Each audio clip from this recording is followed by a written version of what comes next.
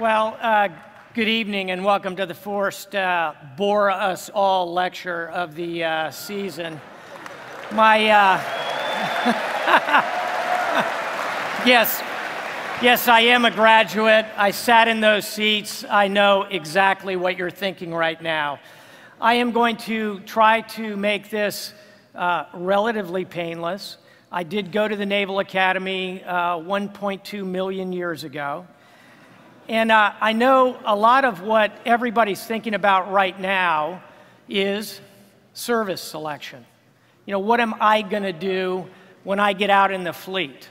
And that's an important thing to think about.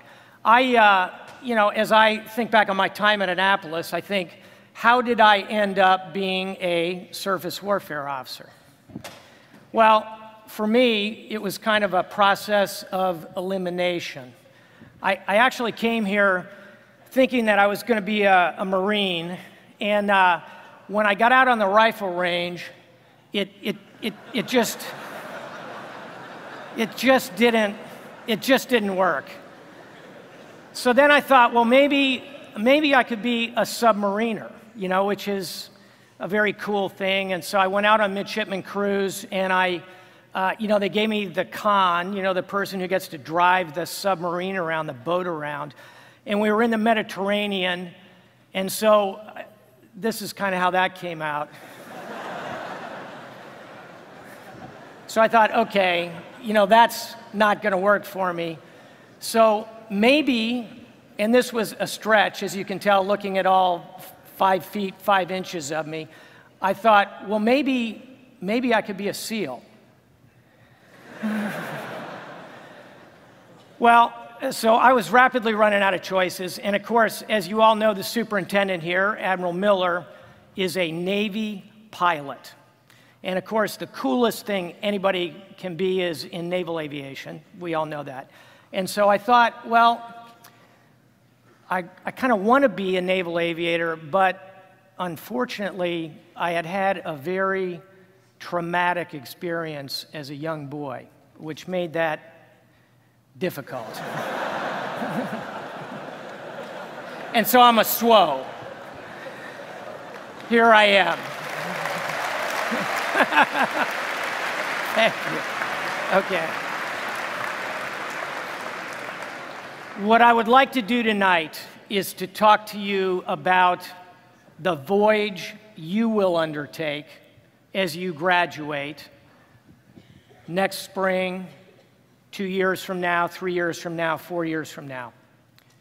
And I will try and paint for you a picture of the 21st century and what security looks like in the 21st century.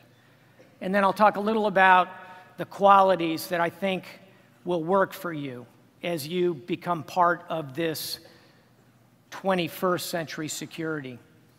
Let me begin by taking you back 100 years ago. This is another academy. This is the French Military Academy in Sancerre. It is the West Point of France. This photograph is taken in 1914, the spring of 1914. This is the graduating class.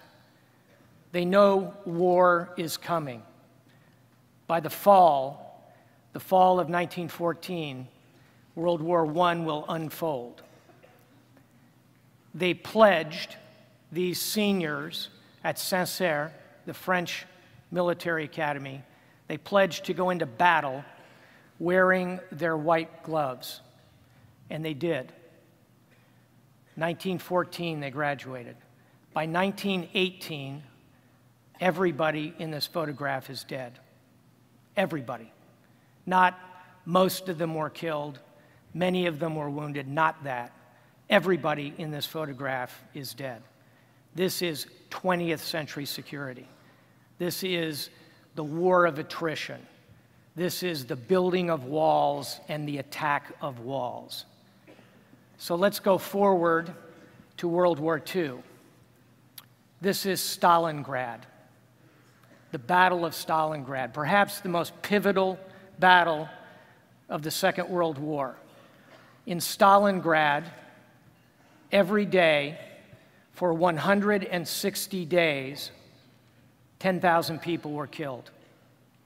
Every day for 160 days. In the Battle of Stalingrad, 1.6 million people died. Again, this is 20th century security. It didn't work. And we need to think about 21st century security. So we come from World War II, and we move to the Cold War, my war, the war of Admiral Miller, Admiral Dawson, Admiral Crowder, others who are here tonight, who preceded you into this Cold War. This was a war of walls because we had learned in 20th century security about walls. World War I, the Schlieffen Plan. World War II, the Maginot Line.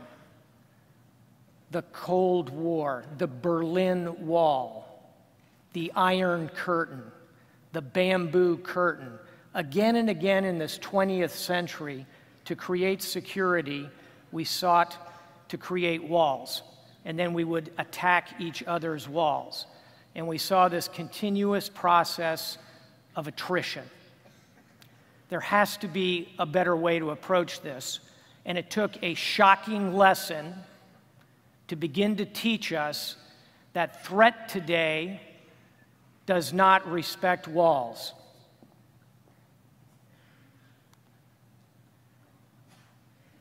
And this was the shocking lesson. And we stand here today on the 11th anniversary of 9/11, where we learned that we can't build walls to keep out threats. On 9/11, that was my office, right there. I was a newly selected one-star officer. I was working in the Navy budget world, watching television, and suddenly following the events in New York, and then this attack. And I'm obviously lucky to be standing here having this conversation with you tonight.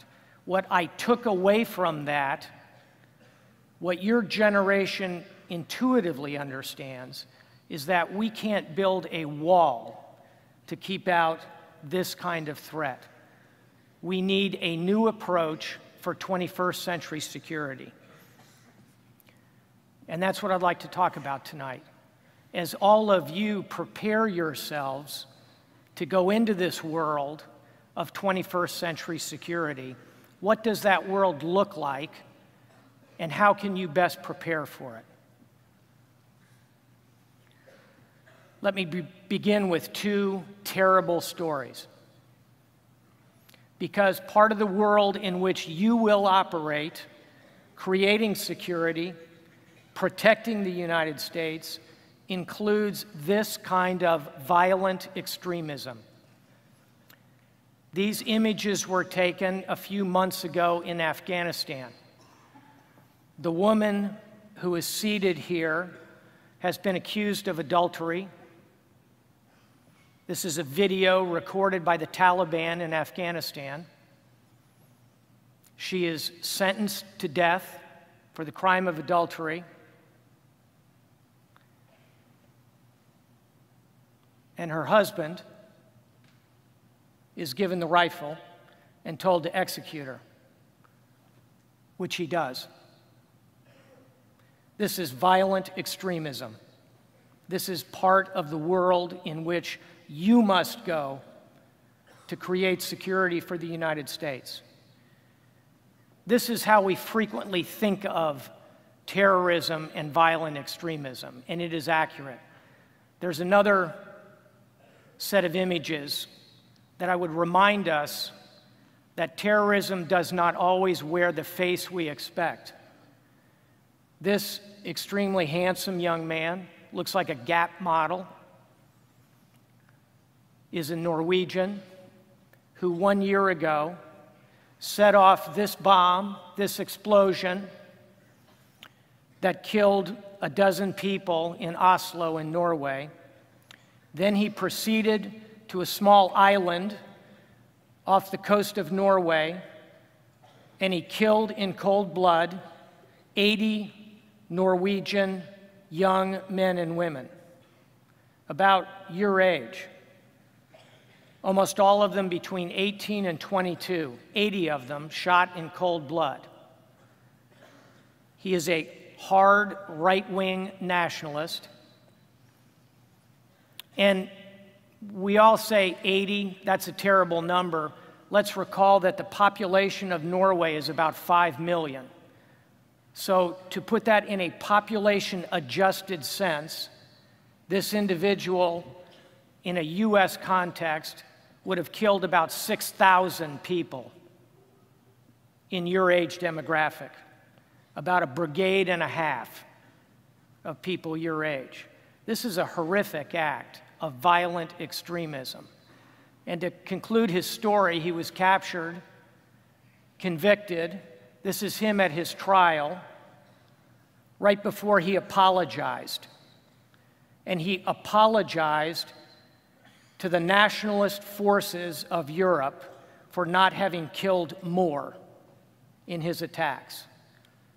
This is violent extremism, and it is part of the fabric of this 21st century security, and it will not be contained by walls.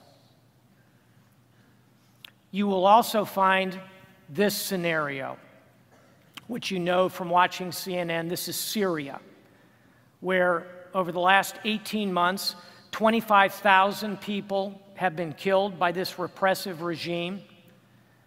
100,000 are pushed across the Turkish border, another 100,000 across the Jordanian border.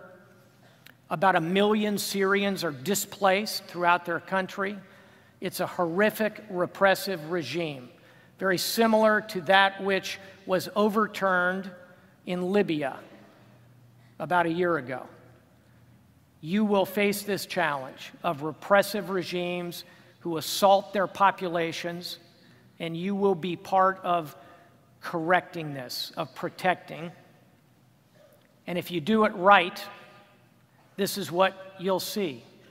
This is Tripoli, Libya, about a year ago, when it was liberated from a brutal dictatorship by Muammar Gaddafi. This will be part of your voyage in 21st century security, the challenge against these kinds of repressive regimes. Another repressive regime is Iran. In Iran, we worry not only about the repression, the political repression of the people, but about this kind of high technology threat. This is an Iranian Sahel-2 missile. It has a range of about 2,000 kilometers, 1,200 miles. It can currently range about a dozen European capitals. Iran is pursuing weapons of mass destruction, nuclear weapons. Part of your challenge will be preventing the proliferation of this kind of technology and these kind of weapons as well. You'll also face this kind of challenge, which is in the Balkans, this photograph, but I put it here to remind us that not everybody thinks NATO, not everybody thinks the United States, not everybody thinks the Navy, the Marine Corps, not everybody thinks we are the good guys. Part of our job is to help communicate that, in fact, we are on the right side of history, the right side of ideas. So this strategic communications challenge to overcome this kind of vision will be part of the world in which you'll sail. You will also find yourself in this kind of situation. This is the South China Sea. Here you see a Chinese military vessel protecting Chinese fishermen operating in disputed waters. This is an example of resource wars. There will be conflict over fisheries, over hydrocarbons, oil, natural gas, over shipping lanes. The control of the seas, which is what this academy is all about, will be part of the challenge that devolves from control of resources. and that too will be part of the fabric of your voyage. And speaking of China, you will also see the rise of China in your time. That does not imply that we will necessarily find ourselves in armed conflict with China. I think that is highly unlikely. But we must be prepared for the rise of other powers in this 21st century.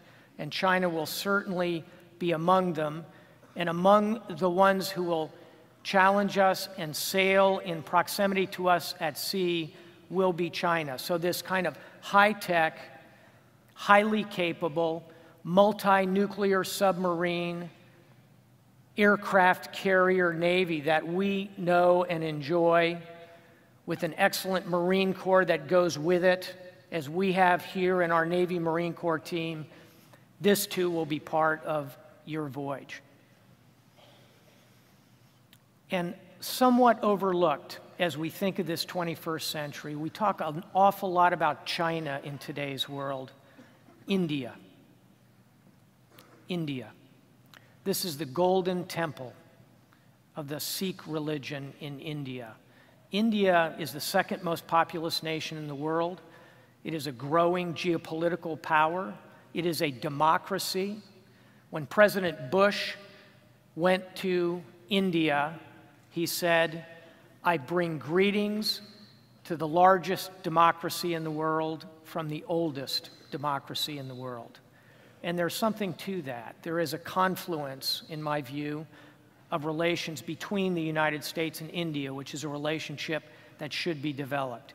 So even as we watch the rise of China, I would say we need to think about the rise of India, which will also be an important maritime power as well.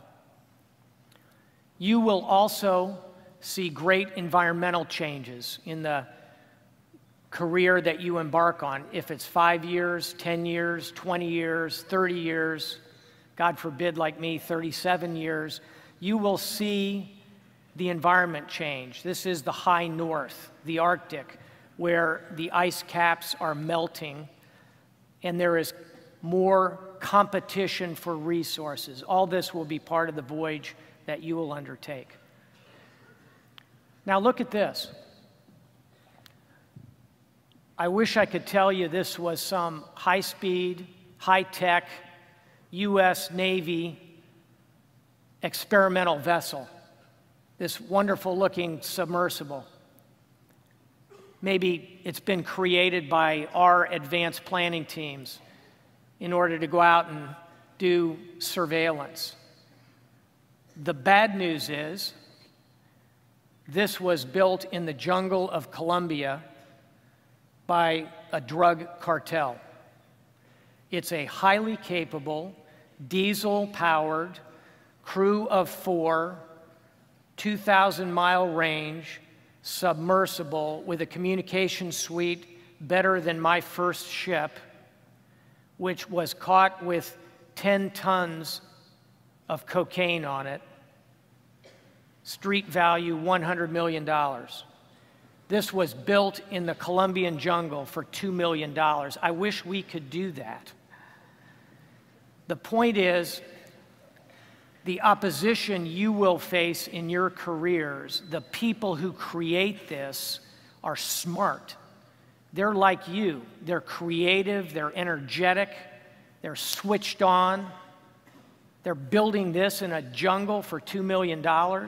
Pretty good economic proposition, transporting $100 million worth of cocaine. This is trafficking. Trafficking.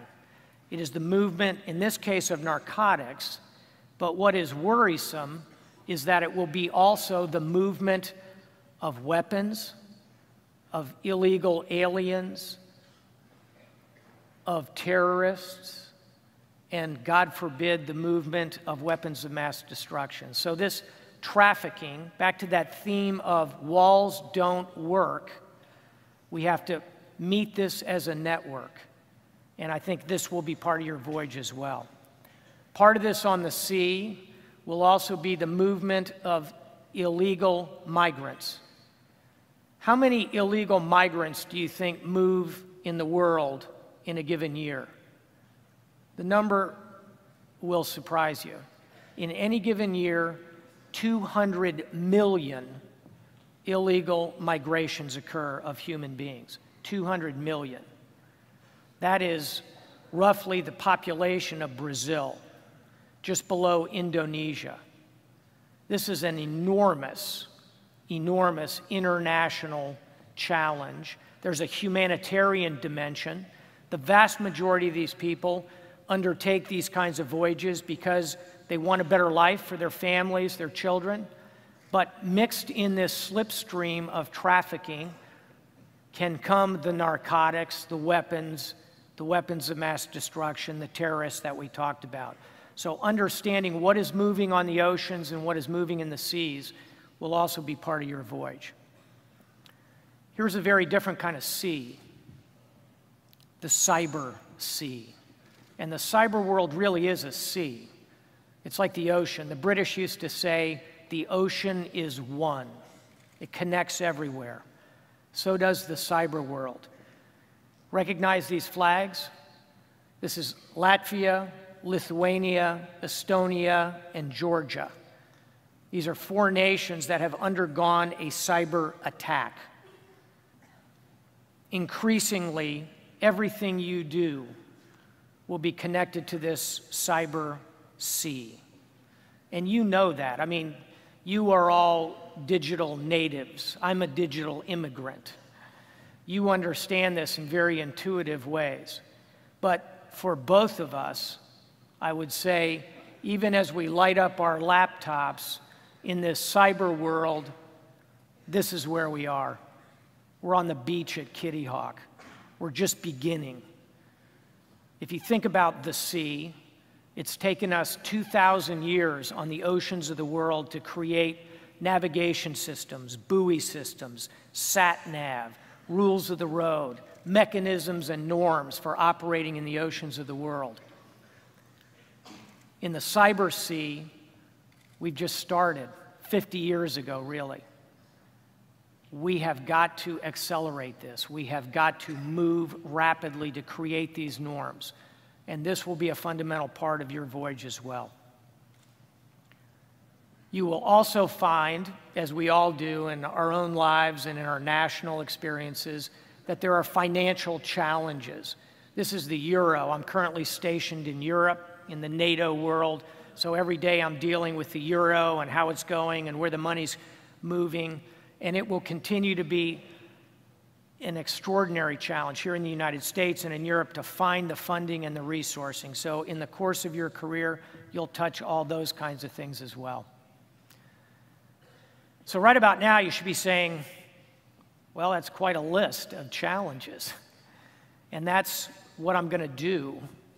And so, Admiral, what do you think?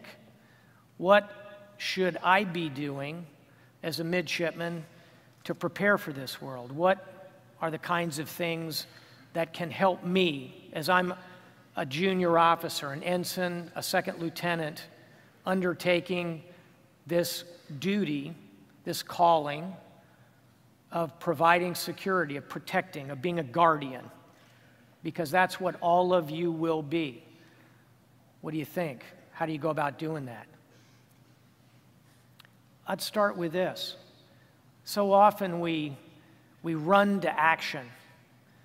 The first thing we should do is listen and learn. This is from 1925. This is not a Photoshop experience. In 1925, as aviation was beginning, this is how we listened for planes in those early days. I would argue that before we reach for our action step, we ought to begin by doing what you do here, which is to learn, to read, to experience other cultures through literature. I put up here some books that I've read lately that I thought some of you might enjoy. This is The Afghan Campaign by Stephen Pressfield. Many of you have read Gates of Fire, I'm sure. This is another novel by Stephen Pressfield about Afghanistan, the first campaign in Afghanistan, Alexander the Great's. And there is real value in the study of history to understand how we connect with the modern world. Matterhorn, about a Marine second lieutenant's first 60 days in combat in Vietnam. It's a world completely reversed from how we do business today in so many ways, and yet so much of it, the values, the care, the concern are still the same. It's a powerful novel. One Soldier's War, about the Russian experience in counterinsurgency in the Caucasus. It's counterinsurgency turned upside down. And The Reluctant Fundamentalist, about to be a film. It's a book about the collision of cultures between the Islamic world and our own here. So I don't particularly recommend these books, although they're excellent. My point is, as you prepare yourself for the voyage upon which you will embark, take this time now, while you have the gift of time, to study, to learn.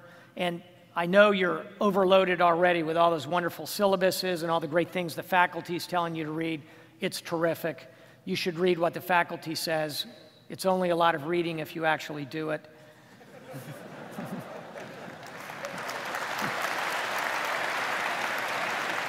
Find some time as you go along to read outside the lines, like we color outside the lines. Find some time to read and learn. And you should be learning a language. And I know not all of you are required to do that, but you should be learning a language. To connect in this world that's coming, you will find yourself well advantaged by learning Spanish, French, Italian, German. Study a language. If you have the time and the capacity, more difficult languages, Mandarin, Arabic, Hindi, all are valuable. But at your stage of life, and I tell you this as someone who learned a language in his 40s when it's really hard, learn another language now. Invest in this. Frankly, today in the Department of Defense, only 8% of us can speak a second language other than English, only 8%. To know another language is to know another life, to know another soul, to know another culture. Find time as you go along for the study of one other language in your life. And be aware of things like NATO, of alliances, because even as you prepare yourself for the incredible pride of being an officer in the armed forces of the United States of America, and nothing is better than that, even as you do that, be aware that the minute you graduate, you will be working with other nations. NATO is 28 nations, European-based, 3 million people under arms, 800 ocean-going ships, 23,000 combat aircraft, 50 AWACS. It's a highly capable alliance. You will encounter it. You will be part of it. Learn a little about this alliance structure that's out there. And a good example of this is Afghanistan, where today NATO is the centerpiece of 50 nations that are together working in this very challenging place. So as you learn more about the world and prepare yourselves for your voyage, recognize that you will be very international. And this is something, I will say parochially, that the Naval Academy enjoys above what the West Point or Colorado Springs or the other services. We are inherently in the Navy and Marine Corps international. Take pride in that and recognize how important this is. And there's another dimension beyond the international military piece that you will encounter quickly. You will be part of United Nations missions. You will work with the Red Cross. You will work with other agencies of the U.S. government. This is USAID, Agency for International Development. And indeed, you will work with the private sector. One of the things that is working very well in Afghanistan is our ability to draw international private sector companies in to open businesses, to create the economic base that will create the future for a place like Afghanistan. So international, interagency, and private-public will be part of your voyage. And let me give you a practical example of this. Let me tell you a story from Afghanistan. This is a photograph of Afghan army troops, and they're all standing in a line and they're holding books. And you ought to say to yourself, if you're following Afghanistan at all, well, that's odd. Why are a bunch of Afghan troops holding books? Because the literacy rate in the Afghan security forces is only about 20%. Only 20% when they enter can read. And that is because the Taliban withheld education from this age cohort. Now in their 20s and 30s, they were never allowed to learn to read. So we get back to the image. So, Admiral, why are all those Afghans, 80% of whom can't read, why are they all holding books?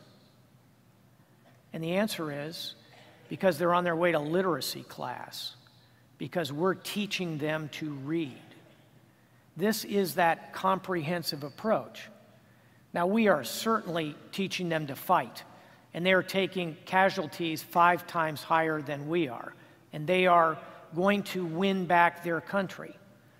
But part of your voyage will be this kind of unconventional approach that goes beyond combat to include this kind of comprehensive and creative approach, because in the end, this may be the most lasting thing we will do in Afghanistan, where we are educating 350,000 Afghan security forces in reading.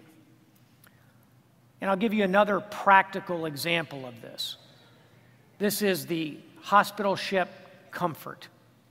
It's loaded up with Navy doctors and nurses.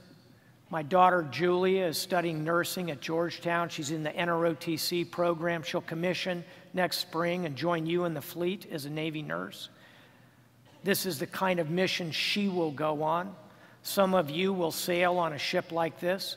There's Comfort on the East Coast, Mercy on the West Coast. And you may say to yourself, well, that's not really what we're all about. We're all about the combat. Combat is critical, and I'll talk more about that momentarily. But I would argue when this kind of thing happens, that creates security for the United States. This young boy is Nicaraguan. His mother walked for 3 days to bring him to the Comfort, to the eye clinic there. He was terribly myopic. In other words, he could not see things in the distance. When they put him for the first time in those glasses, he said in Spanish to his mother, "Mama, veo el mundo."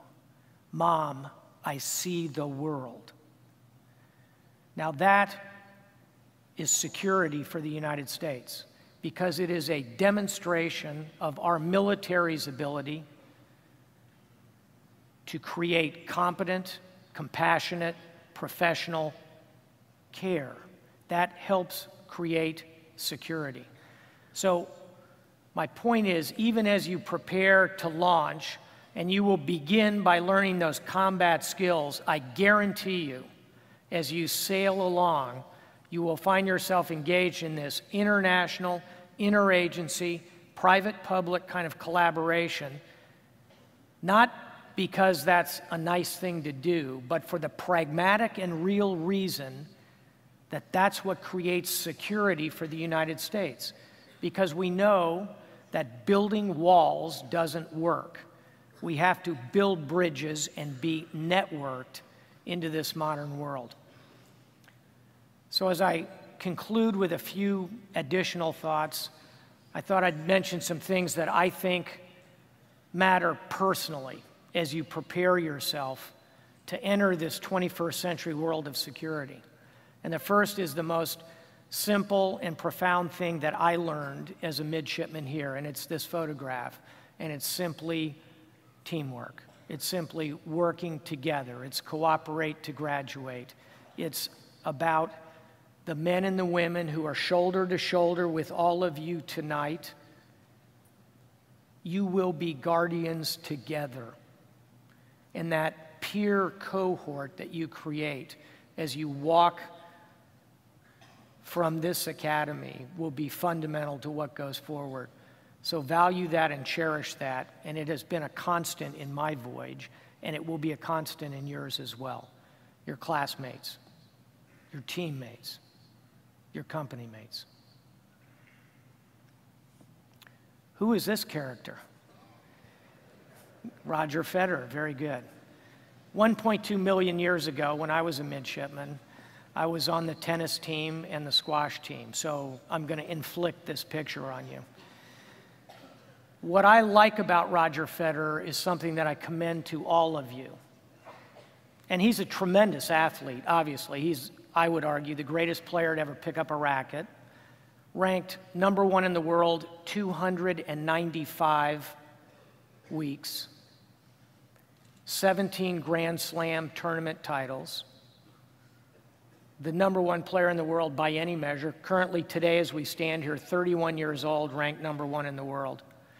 But what I admire about Roger Federer and what I commend to all of you is that he's calm. He doesn't lose his temper.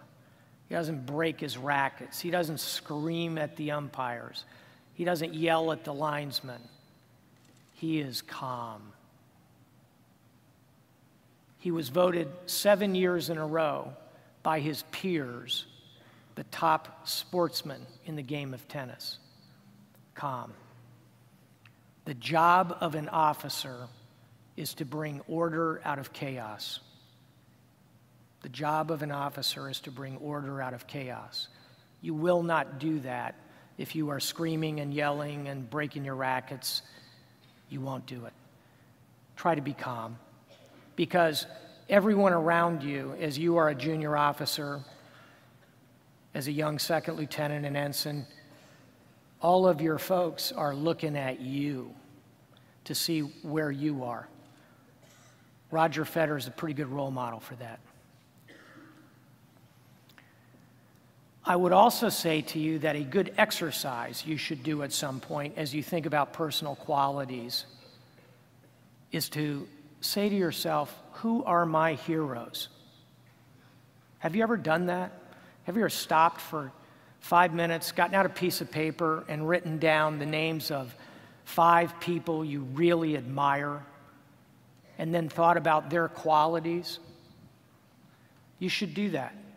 When you go back to Bancroft Hall tonight or tomorrow or on the weekend or at some point, jot down the names of people you admire, whoever they might be, family members, famous Americans, international figures, sports figures, Lady Gaga, whoever you really like. But then ask yourself, why did I write those names? What are the qualities? Because I could stand here for an hour and tell you what I think are important qualities, but it's important that you have some heroes, some people you admire. This is my father. He's a Marine colonel in this picture, lieutenant colonel. He's in Vietnam in 1967. He fought in World War II, Korea, and Vietnam. And I admire him because he was a great dad. That's a good quality in a person. I try and emulate that. I don't always succeed, but I work at it.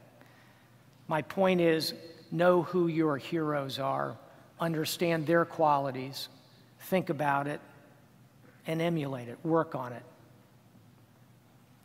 Here's another young man that I admire a great deal, Michael Murphy. He's a '98 graduate of Penn State, a SEAL, this good-looking Arleigh Burke destroyer named after him. He died in Afghanistan in 2005, leading a 4-man SEAL element in extremely arduous combat conditions, walked out, highly exposed to fire in order to make radio calls to call in the air support that eventually rescued the single survivor, the sole survivor. I'm sure many of you have read the book by Marcus Luttrell. Michael Murphy is the hero of that mission. 29 years old, Medal of Honor winner. He's a hero. There are qualities in him that I admire. And again, my advice for you as you work on this voyage and this preparation for getting underway, know who your heroes are. This is a very interesting photograph, taken in 1945.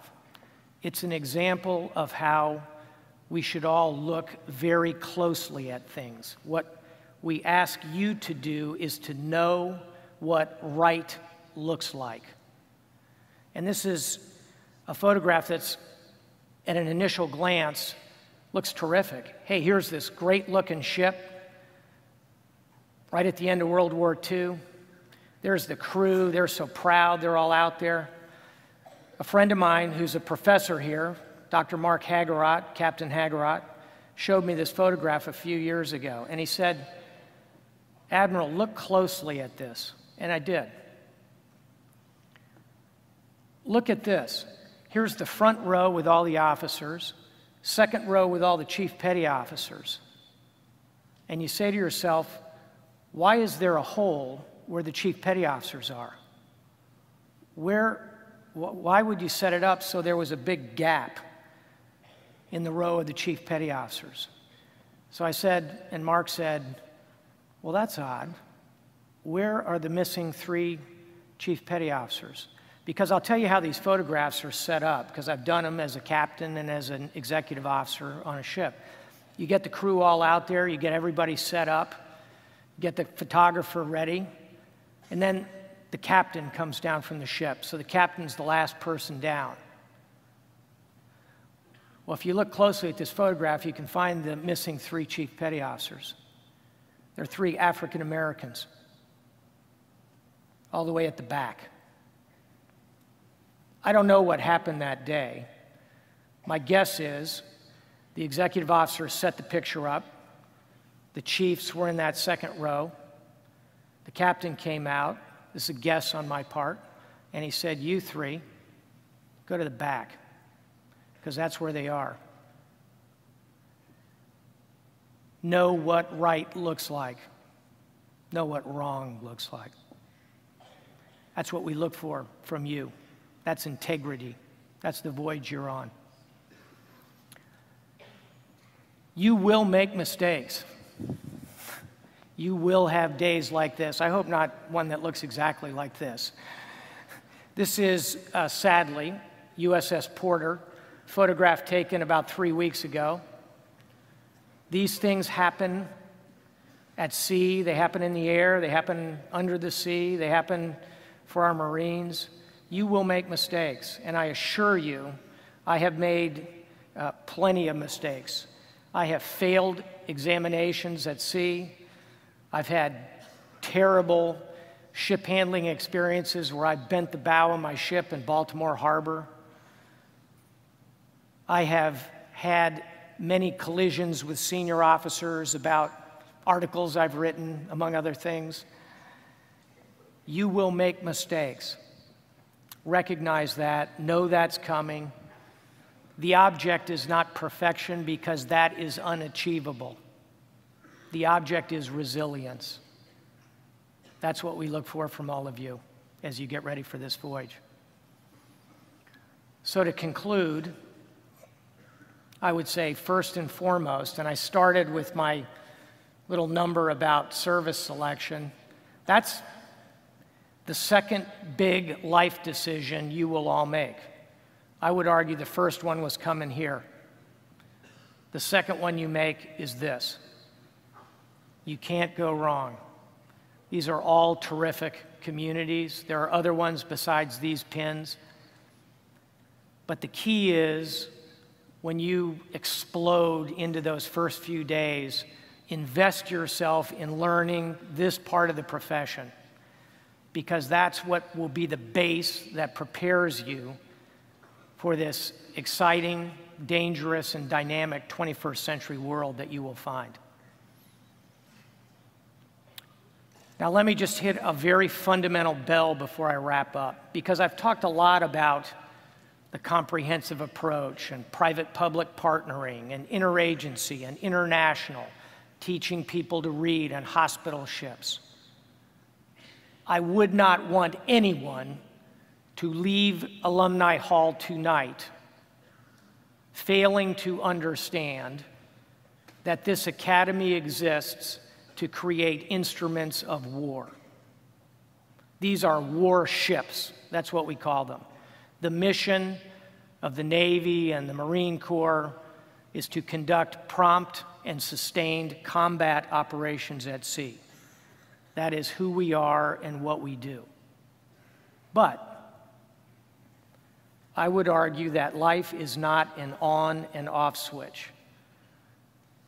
We don't load up those ships and send them to sea and launch Tomahawk missiles and launch Standard missiles and do boardings and do all those things. We don't turn the switch on and then just simply say, switch off, go back and sit at the pier. In other words, and you know this in your own lives, life is not an on and off switch. Life is a rheostat. And you will find in your career that we're going to dial that rheostat. And there are going to be times when we ask you to go into combat, into harm's way. You will see shipmates die. That is war, and you will be part of it. It is highly unlikely that you will not practice that part of your profession. On the other hand, there will be times when you are at this part of the scale, when you are conducting all the other things we talked about tonight. And your lives are going to be complicated in ways that mine perhaps was less so in the relatively simple bipolar world of the Cold War. You must operate across that spectrum from hard power to soft power. And that ability to turn that dial, what we ask of you is smart power. You will be up to that, and you will do very well, but it will stretch you. And it will be part of your voyage. So last slide. Wikipedia. Everybody's on Wikipedia like 50 times a day, right? I know I am. You know, if I want to know how many people died at Stalingrad per day in the battle, I'm on Wikipedia. It is the largest compendium of knowledge ever created. But, and you all know this, Wikipedia is not created by 12 really bright people sitting in a room somewhere, right? Wikipedia is created by millions of people every day inputting, millions of people adding knowledge to this enormous database. And every day, tens of millions of people draw that knowledge out. It is a perfect metaphor for the simple fact that no one of us is as smart as all of us thinking together. No one person, no one nation, no one alliance, no one organization, no one battalion. No one of us is as smart as all of us thinking together. There's a lesson here. The vision statement of Wikipedia is very instructive, and it's very simple. The vision is a world in which every human being can freely share in the sum of all knowledge. A world in which every human being can freely share in the sum of all knowledge. My thesis for you tonight, as you prepare to embark on the gorgeous voyage of your lives and your career, is that together, shoulder to shoulder, as guardians, you will help create the sum of all security for the United States of America. Thank you. It's been a pleasure being with you tonight. Thank you. Thank you. Thanks a lot. Thanks. Thank you. Thank you.